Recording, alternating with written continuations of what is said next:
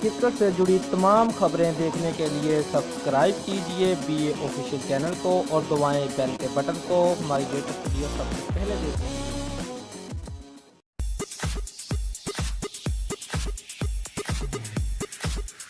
ICC की जानिब से नई वनडे रैंकिंग जारी कर दी गई है, जिसके मुताबिक भारतीय बल्लेबाज ओपनर शानदार डबल सेंचुरी स्कोर करने के बाद टॉप 5 में शामिल हो गए हैं। नई रैंकिंग में टीमों की दर्जाबंदी में कोई फर्क नहीं आया।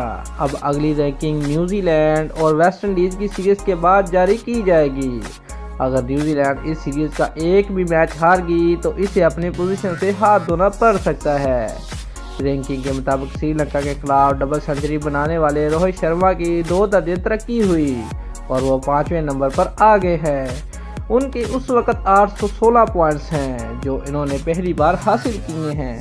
अलावा से भारतीय ओपनर शिखर धवन की भी 1 दर्जा तरक्की हुई है और वो 14वें नंबर पर आ गए हैं। श्रीलंका के खिलाफ 3 मैचेस की सीरीज भारत ने 2-1 से जीती है, जिसके बाद टीमों की दर्जाबंदी में कोई फर्क नहीं आया।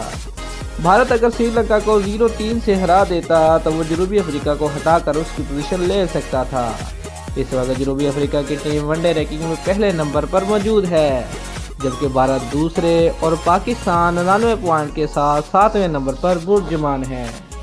वनडे रैंकिंग में भारतीय कप्तान विराट कोहली पहले, AB डिविलियर दूसरे, डेविड वार्नर तीसरे और पाकिस्तान के बाबर आजम चौथे नंबर पर बुर्जमान है।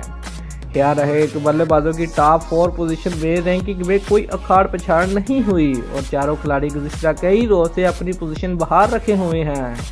ऑलराउंडर में पाकिस्तान के मोहम्मद हफीज पहले, शकीबुल हसन दूसरे, एंजल मैथ्यूज तीसरे, मोहम्मद नबी चौथे और बिन स्टोक्स 5वें नंबर पर बुर्जमान हैं। दोस्तों, अगर आपको हमारी वीडियो पसंद आई है तो लाइक और शेयर लाजमी करें और हमारे चैनल को सब्सक्राइब करना मत भूलिए। शुक्रिया।